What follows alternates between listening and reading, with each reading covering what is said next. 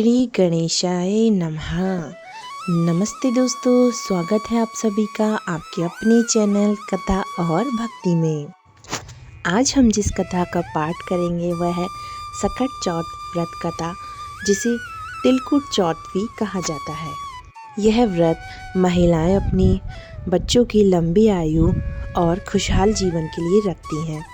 यह व्रत भगवान गणेश जी और सकट माता को समर्पित है। तो चलिए दोस्तों, इसका पाठ शुरू करते हैं। एक समय की बात है, एक शहर में देवरानी जेठानी रहती थीं। देवरानी गरीब थी और जेठानी अमीर थी। देवरानी गणेश जी की बड़ी भक्त थी। देवरानी का पति जंगल से लकड़ी काटकर उसे बेचता था और अक्सर बीमार रहता था। देवरानी अपनी जेठानी का घर का सारा काम करती और बदले में जेठानी उसे बचा हुआ खाना, पुराने कपड़े आदि दे देती थी। इसी से देवरानी का परिवार चल रहा था। माघ महीने में देवरानी ने तिल चौथ का व्रत किया। 5 रुपए का तिल व गुड़ लाकर तिलकुट्टा बनाया। पूजा करते तिल चौथ व्रत की कथा सुनी और तिलकुट्टा छींके में रख दिया और सोचा कि चांद निकलने के बाद ही कुछ खाएगी।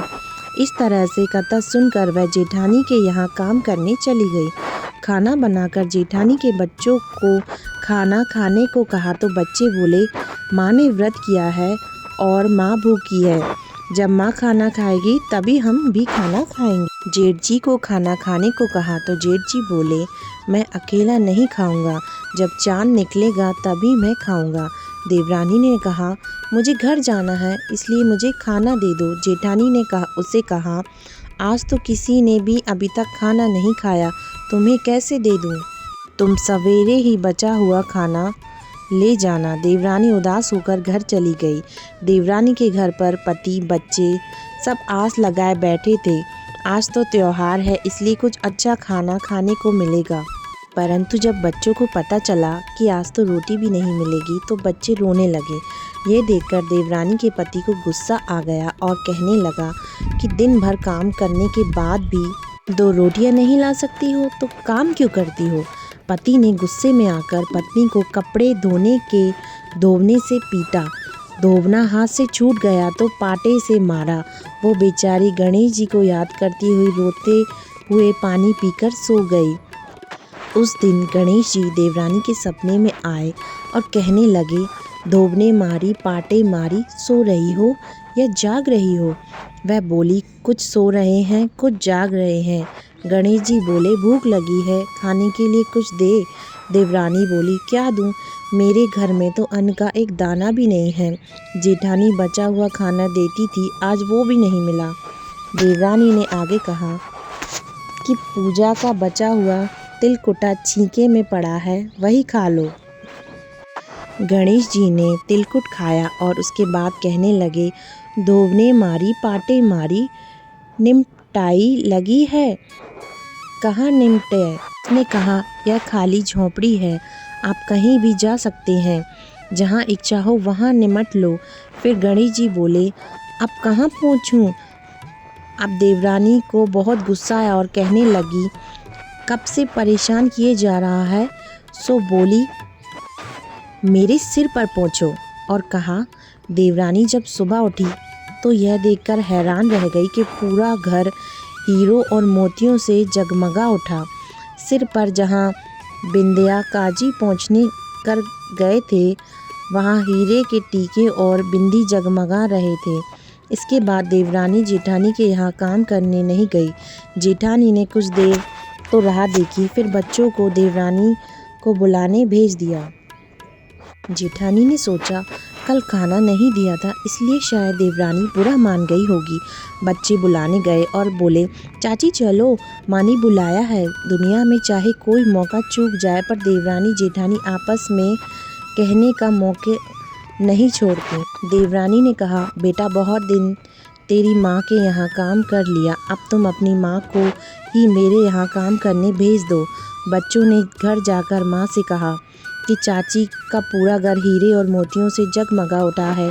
देवरानी जेठानी कर गई और पूछा कि ये सब कैसे हो गया।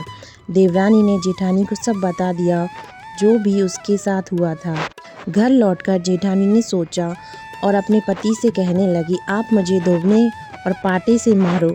उसका पति बोला कि भली, मैंने तो कभी तुम पर हाथ नहीं उठाया, मैं तुम्हें धोबने और पाटे से कैसे मार सकता हूँ। वो नहीं मानी और जिद करने लगी। मजबूरन पति को उसे मारना पड़ा। मार खाने के बाद उसने ढेर सारा घी डालकर चूरमा बनाया और छींके में रख दिया और सो गई।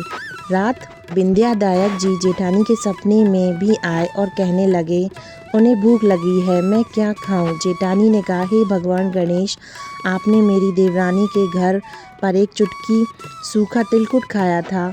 मैंने तो झड़ते घी का चूरमा बनाया है और आपके लिए छींके में रखा है। फल और मेवे भी रखे हैं, जो चाहो खा लो। गणेश जी बोले, अब निपटे कहाँ।